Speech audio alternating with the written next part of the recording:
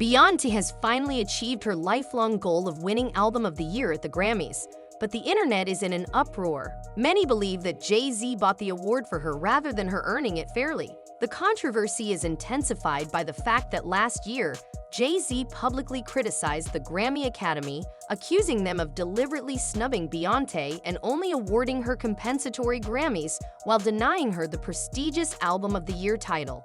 Fast forward to this year, and Beyoncé's monumental win has sparked wild speculation about the Carters, raising questions about whether Jay-Z influenced the results. Additionally, some are wondering if this win is part of a broader strategy to generate positive press before his upcoming legal battles.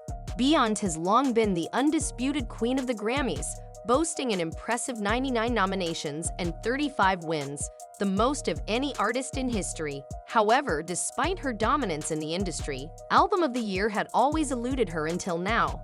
Given her decades-long reign and critically acclaimed albums like Lemonade and her self-titled album, many found it shocking that she had never taken home the top prize.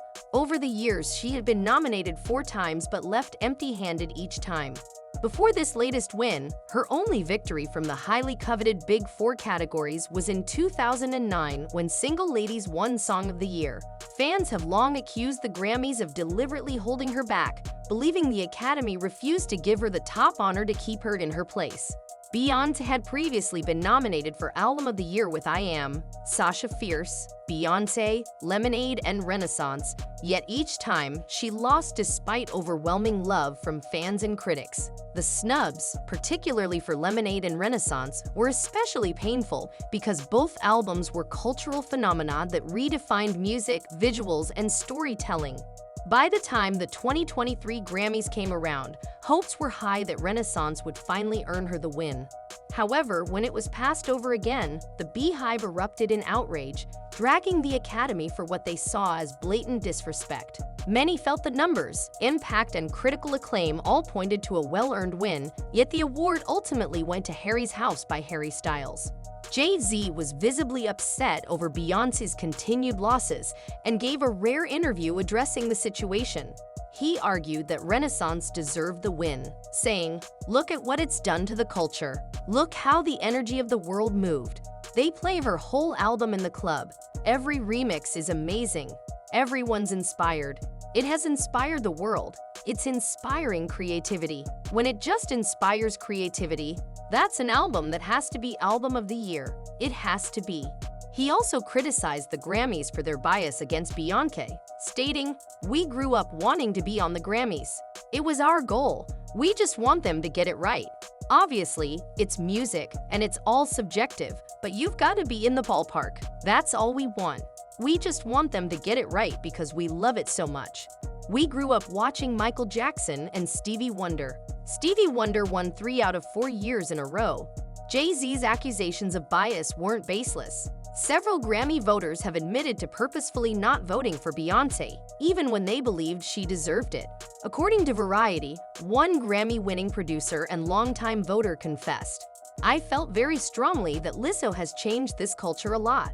About Damn Time was a great track that everyone responded to. I also look at who's been there and go, okay, Adele, Beyoncé, they always win. It's the same people over and over again, so I went for Lizzo." This voter's decision had nothing to do with music quality but was instead based on a desire to see new winners. Another voter admitted, "With Beyoncé, the fact that every time she does something new, it's a big event and everyone's supposed to quake in their shoes. It's a little too pretentious." Again, this vote had nothing to do with her music, but rather resentment over her influence and fan base. One voter even threw shade at Beyoncé's work, stating, "Bruno's album is maybe the only one that has real musicians. The credit list on the album is not 8,000 people. 3 people made that record plus the band, and that's it." This attitude suggests that some Grammy voters have been deliberately dismissing Beyoncé's work due to biases rather than judging her albums on their merit. Given these revelations, Jay-Z's criticism of the Grammys seems justified. Whether or not he influenced Beyoncé's recent win, it's clear that the Grammy voting process is far from objective.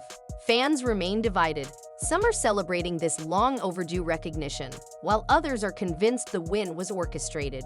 Either way, the controversy surrounding Beyoncé's historic Album of the Year victory shows no signs of dying down anytime soon. Opinion-based, but, some things, I don't want to embarrass this young lady, but she has more Grammys than everyone and never won Album of the Year.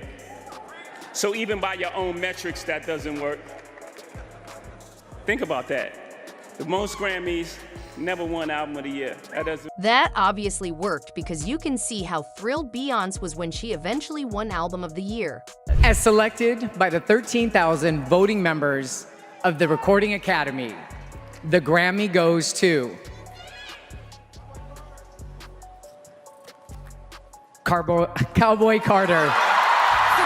Beyoncé. The beehive is buzzing. The beehive is buzzing. Okay.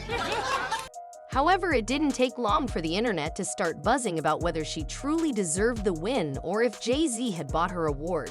She was nominated in the same category as Billie Eilish, Sabrina Carpenter, and Taylor Swift, all of whom had major albums. It was a tough competition, but some people still felt like Beyoncé's win was a shut-up award from the Academy after being publicly called out.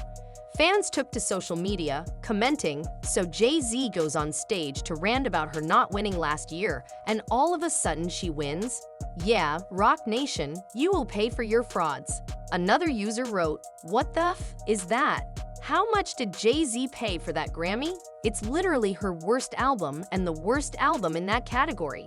Others echoed similar sentiments, calling the win rigged and suggesting that Jay-Z paid for that Album of the Year. The album sucks, and we all know it. The backlash has been intense, but what do you guys think about these allegations? Sound off in the comments and then check out this next video.